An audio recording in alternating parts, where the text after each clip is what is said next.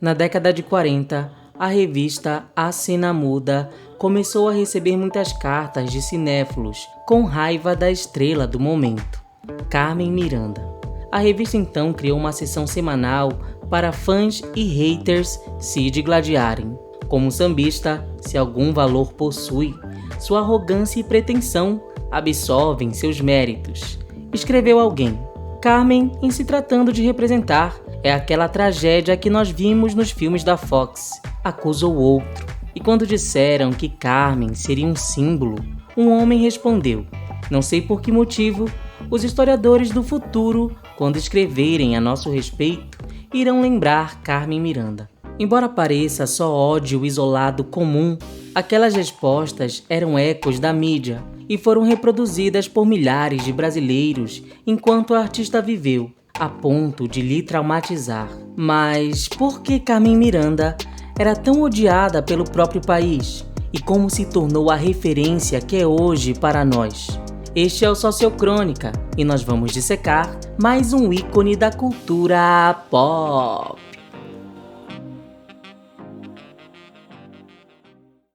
Nascida Maria do Carmo Miranda da Cunha, em 9 de fevereiro de 1909, em Portugal, aos 10 meses, ela foi trazida pela família para o Rio de Janeiro.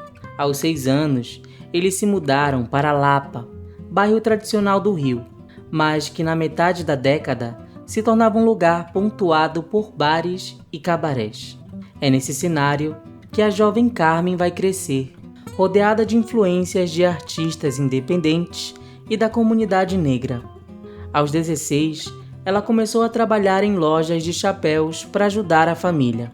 A irmã, também artista, Aurora Miranda, conta que certa vez uma cliente ouviu Carmen cantando e pediu que ela fosse se apresentar no Instituto de Música da cidade. E foi lá que Carmen conheceu o músico Josué de Barros. Josué se tornou seu mentor e com ele Carmen fez uma série de músicas, até que gravou Pra Você Gostar de Mim, mais conhecida por Taí, escrita por Gilberto Carvalho. A canção virou um sucesso nunca visto e hit de carnaval de 1930, e o disco com ela vendeu naquele ano 35 mil cópias, fazendo da artista de 21 anos uma estrela nacional. Em agosto, Carmen se tornou a primeira cantora brasileira com um contrato de exclusividade com uma rádio, passando a tocar no país inteiro, como analisa Tânia da Costa Garcia em O It Verde Amarelo de Carmen Miranda, de 2004. A carreira de Carmen se estrutura num período em que os meios de comunicação passam a ter um papel significativo na capital da República. Isso coincide com a política nacionalista do governo Vargas, que fez questão de se aproximar do universo simbólico das camadas menos favorecidas para se tornar o governante das massas. Afinal, a capital do país era o Rio de Janeiro, e o som que dominava as ruas cariocas era o samba, oriundo de classes marginalizadas e tendo, em sua maioria, músicos negros. Foi em 1930 também que as políticas de eugenia se tornaram mais fortes do que nunca, deixando a esfera das palestras fechadas para influenciar a própria política pública do país. No final do século XIX, o Brasil tinha 19 milhões de habitantes, mas mais da metade deles eram de ex-escravos ou descendentes deles. A eugenia era um projeto para eliminar de vez os negros do Brasil e embranquecer a população. E Getúlio Vargas, com seus planos nacionalistas, viu em Carmen a figura que precisava, uma pessoa branca, de olhos verdes, de origem europeia, que amava o samba e podia representá-lo. Assim, Carmen virou a queridinha do presidente. Curiosamente, ela nem queria ser cantora, mas artista de cinema. Em 1926, já havia aparecido em A Esposa do Solteiro, mas mesmo depois de estourar, seus pedidos para aparecer em filmes eram sempre negados. Só em 1932, ela fez um número musical em O Carnaval Cantado no Rio, mas dos seus 6 filmes que fez aqui, em apenas Estudantes, de 1935, Carmen teve um enredo fictício, e não foi ela mesma. Ela só se consolidou com Alô, Alô Brasil, de 35, e Alô, Alô Carnaval, de 1938, produções de alto investimento da Cinédia, produtora que queria rivalizar com os filmes de Hollywood, que dominavam o país. De todas as aparições da artista, porém, só Alô, Alô Carnaval resistiu, tendo sido restaurado em 2002. De resto, a primeira celebridade do Brasil só possui meros minutos preservados e em péssimo estado. No final da década, porém, Carmen já era a maior cantora do país, com altos contratos, discos bem vendidos e shows lucrativos no Cassino da Urca, lugar frequentado pela elite.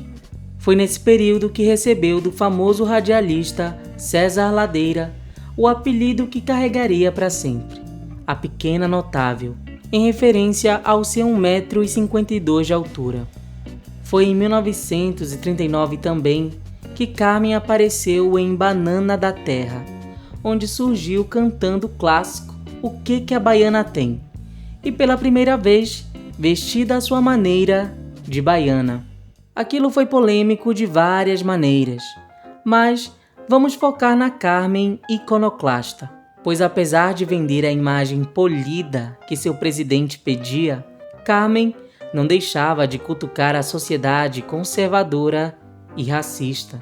Não é à toa que, para criar seu forte visual, furta os turbantes e se inspira nas vendedoras negras da Bahia. Segundo um documentário da BBC de 2007, ela com frequência dava preferência para compositores negros em sua discografia, como forma de justiça social. Além disso, a mulher não via problemas em mostrar as pernas e usar shorts apertados. Em setembro de 1930, até estreou numa peça teatral sobre prostituição. Suas letras também eram recheadas de duplo sentido, gírias da periferia e alusões a drogas. Na Lapa de sua época, a cocaína era vendida em vidrinhos e apelidada de fubá mimoso. Então, quando canta, eu já fiz tudo para ver se ele comia, mas ele acha que fubá é que é boa alimentação. Pode ter certeza de que Carmen não está falando de bolo de fubá, sem contar as várias canções com conotação sexual, como Mamãe Eu Quero. Ela até tem uma música de nome Eu Dei, onde repete que deu alguma coisa que não pode contar pra ninguém. Eu dei. O que foi que você deu, meu bem?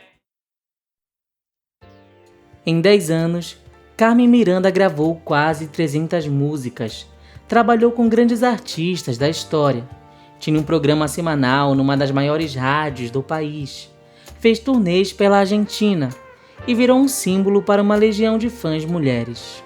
Então, quando Lee Schubert chegou em 1939 ao Rio de Janeiro para assistir Carmen no Cassino da Urca, não foi por acaso. Já fazia anos que a atriz dos Estados Unidos, Claiborne Foster, mandava cartas para que Schubert contratasse Carmen antes de outro estadunidense. Claiborne se mudou para o Brasil em 1932 e se apaixonou pela cantora. Já Lee Schubert era dono de 100 teatros espalhados pelos Estados Unidos, metade deles na Broadway. E como seu país saía da Grande Depressão Econômica, precisava de alguém que trouxesse o público de volta para os teatros. Na mesma noite em que o empresário conheceu Carmen, já lhe ofereceu um contrato impresso. Mas Carmen disse que só iria se pudesse levar o Bando da Lua, seu conjunto musical feito por rapazes. O empresário se recusou, e foi aí que entrou Getúlio Vargas, que viu ali uma chance de levar a cultura brasileira para fora do país. Alzira Vargas, filha do presidente, deu um jeito de embarcar o Bando da Lua, e em 17 de maio de 1939, eles chegaram aos Estados Unidos. Aquilo foi arriscado, já que Carmen teria que começar carreira do zero, e quando chegou lá, em sua primeira entrevista perguntaram se sabia inglês, ao que ela disse Conheço 100 palavras em inglês. Man, money, money, money, money, money, money. Nada mal para uma garota sul-americana, não é mesmo? Os brasileiros odiaram aquilo, por passar a imagem de boba, mas, do lado de lá, eles amaram. Carmen também criou uma falsa história de vida, onde tinha sido criada num convento e possuía 25, e não 30 anos, já que os Estados Unidos tinham fixação por pureza e juventude. Com a ajuda de Dorival Caymmi, ela aprimorou seu visual, deixando-o mais exagerado, colorido e caricato, o que era exatamente o que faltava na Broadway. Com o show The Streets of Paris, porém, as primeiras resenhas foram negativas, acusando-o até de mau gosto. É quando o colunista de fofoca, Walter Winchell, diz que uma estrela nova havia surgido, salvando a feira de Nova York da falência. Walter repetiu aquilo em seu programa de rádio, e como tinha um público de 55 milhões de pessoas, não demorou para a novidade se espalhar. Já estão sabendo da novidade? Em março de 1940, Carmen fez uma apresentação para o presidente na Casa Branca, e no final do ano conseguiu um contrato com um estúdio de Hollywood. Quando Carmen voltou ao Brasil em julho de 1940, Getúlio lhe recebeu pessoalmente, com muita pompa, o que jornais criticaram, dizendo que uma sambista não merecia tal recepção, e sim um cientista. Para piorar, o Brasil se aliava ao nazismo de Hitler, já que a Alemanha era o maior parceiro comercial do país. Então, quando Carmen entrou no Cassino da Urca dizendo "Hi, hello people" para cantar South American Way, pior do que vaias, recebeu o gelo total de uma plateia composta por militares fascistas e gente da elite. Ela tentou cantar outras músicas, mas desestimulada, saiu do palco, chorou muito e nunca mais esqueceu. Foi uma injustiça que fizeram com ela. E acharam que ela estava americanizada. Fizeram uma injustiça, deram uma vaia. Vaia essa que ela, se vivesse 100 anos, não esqueceria jamais. Não esqueceu jamais. Chorou muito. Eu que amo tanto o Brasil. No mês seguinte, ela chamou grandes compositores do momento e deu 4 shows de despedida, com músicas novas, incluindo Disseram que Voltei Americanizada, onde debochou das críticas diretamente. E disseram que eu voltei americanizada. Ela só voltaria ao Brasil 14 anos depois, mas brilhou naquele mesmo ano em Serenata Tropical, um sucesso de bilheteria. O filme aqui foi bastante criticado e banido da Argentina, onde se passava. Os brasileiros odiaram a forma como foram representados, e daí se iniciou o ranço que teriam por ela no cinema. Isso porque, embora fosse vendida como Brazilian Bombshell, seus papéis tinham uma identidade latina mista e indefinida, a maioria com sotaque mexicano, e todas bem extravagantes, com sotaque forte. Mesmo quando Carmen aprimorou seu inglês, foi obrigada a manter a persona, pois era o que vendia. O brasileiro também não estava acostumado a se ver nas telonas hollywoodianas. Para eles, especialmente para as classes mais altas que podia pagar por um filme, era mais fácil se identificar com Clark Gable e Cary Grant, Betty Grable e Vivian Leigh, e não com o Bando da Lua e seus bigodinhos, ou com as rositas e cubanas que Carmen fazia.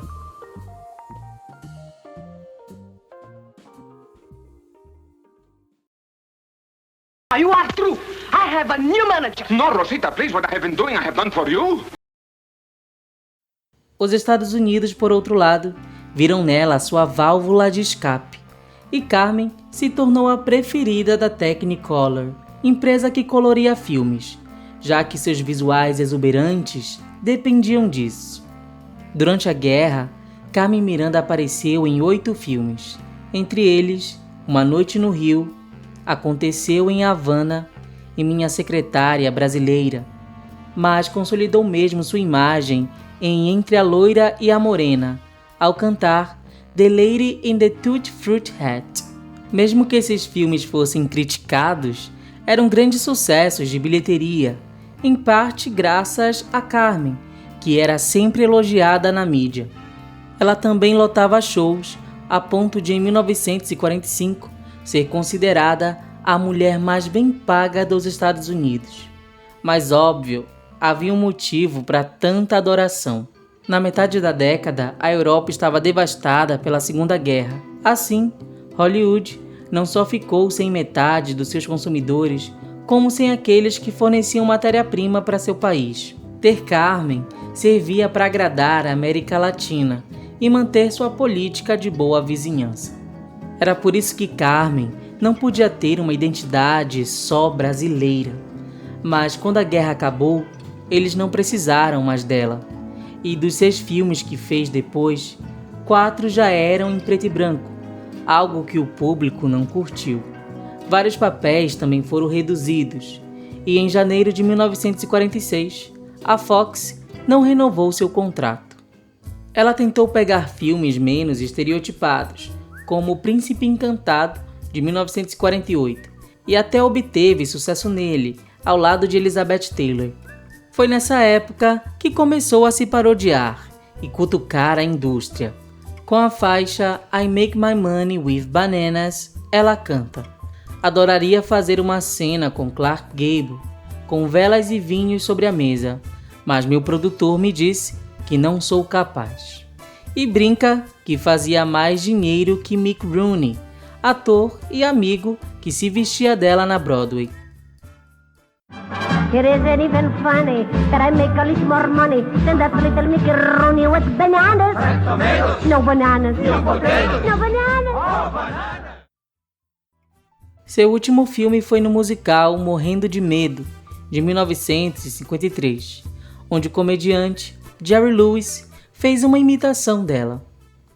Em 1947, enquanto gravava Copacabana, Carmen conheceu David Sebastian. Apenas semanas depois, eles se casaram, mas David era abusivo, violento, aproveitador e alcoólatra. Ele casou com ela com muito interesse nela, entendeu? E ela não percebeu, porque aí já não tinha mais o Aloysio, não tinha mais aquela mão boa que dava a ela. Carmen ficou muito doente depois do casamento. Ela vivia com muita depressão. Desde jovem, ela já sofria de desmaios durante turnês, e quando se mudou para Hollywood, não demorou a se viciar em barbitúricos, remédios para manter os artistas trabalhando sem descanso. Após perder um filho e ficar estéril, sua depressão piorou, mas por ser uma católica de família tradicional, Carmen nunca pensou em se divorciar. Em 1954, ela até veio para o Brasil para se desintoxicar, mas David a levou de volta para cumprir sua agenda. No dia 4 de agosto de 1955, a artista fez sua última aparição no Jimmy Durante Show. Em um momento, seus joelhos chegam a ceder de exaustão. Mas depois, Carmen ainda levou amigos para sua casa, onde se divertiu com eles até tarde. Por volta das 3 da manhã, ela foi ao banheiro tirar sua maquiagem e quando voltava para o quarto, teve um ataque cardíaco fulminante e caiu no corredor com um espelho na mão, aos 46 anos. No decorrer dos anos, Carmen seria mais lembrada em períodos de carnaval, mesmo que lá fora tenha deixado uma estrela na calçada da fama e uma imagem imortal, desde desenhos animados e até o impacto no cenário drag queen dos Estados Unidos, por ter mexido com questões de gênero e popularizado lá o termo gay. Somente nos anos 70, graças a Caetano Veloso e Gilberto Gil, sua figura foi resgatada como símbolo do tropicalismo, mesmo que ironicamente. E foi graças ao esforço dos seus fã-clubes espalhados pelo mundo que conseguiram uma colaboração do governo aqui para que fosse fundado o Museu Carmen Miranda em 1976. Até hoje, estrangeiros acusam que ela é mais lembrada lá fora que aqui.